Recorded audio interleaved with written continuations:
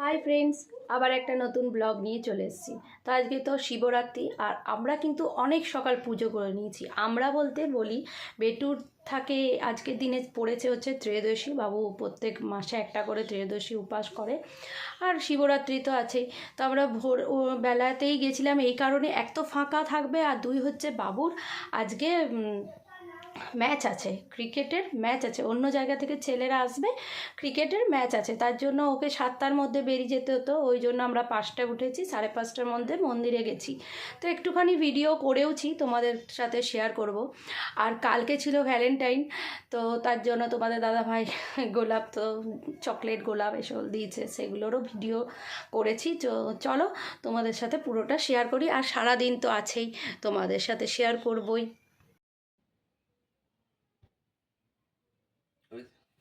বেটুতে আমাদের গিয়েছিলাম হচ্ছে শিবতলায় পুজো দিতে, কারণ এখানে হচ্ছে তোমার ঠাকুরের যে মূর্তিটা সেটা নিজের থেকেই বেরিয়েছে, সেই জন্য ওখানেই যাই। আগে যেতাম ছিন্নমস্তার পিছনে যে রাম মন্দির, সেখানে, কিন্তু এখন এখানেই যাই। এই যে বাবু পুজো করছে, ওই বাবুরটাই আমি দাঁড়িয়ে তুলছিলাম। বাড়িতে এসে আমি গোপালকে তুললাম, ওর বাবা এনে দিয়েছিল মিষ্টি, তো ওই জন্য গোপালকে মিষ্টি দিলাম আর পুজো করলাম।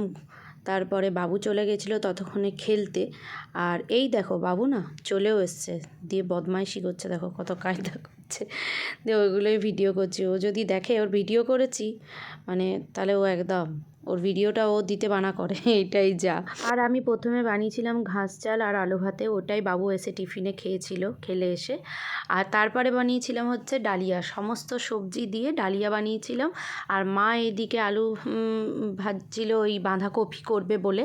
তো এই দেখো আমার সমস্ত কিছু করা হয়ে গেছে, ডালিয়া বানানো হয়ে গেছে, আর মায়েরও বাঁধাকপি হয়ে গেছে। আর এবারে মা লুচিগুলো ছাঁকছে। তো এবারে দেখো খুব সুন্দর কিন্তু ফুলকো ফুলকো লুচি হচ্ছিল বাড়িতে। আর আমাদের বাড়িতে না এবারে কিন্তু সত্যি কথা বলতে অনেক দিন বাদ লুচি হলো, মানে লুচি খেয়ে খেয়ে না মুখটা একদম হয়ে গেছিলো, ওই জন্য অনেক দিন বাদ ছিল। এবারেই মাকে বললাম যা না মা এবারে একটু লুচিই বানাও। তো এরই সাথে কিন্তু আর বেশি ব্লগ করিনি, কারণ এই সকল খাবারগুলোই কিন্তু রাত পর্যন্ত আমরা খেয়েছিলাম, কারণ আজকে উপাসের দিনে আর কি খাবো। আর এইখানে সবাই 2-3 জনাতে মিলে রাত্রেবেলাতে মোবাইল দেখছিলাম, একদিকে তোমাদের দাদাভাই, একদিকে বাবু, আর আমিও। তো আমি দেখলাম এর ফাঁকে আমি একটু ভিডিও করি।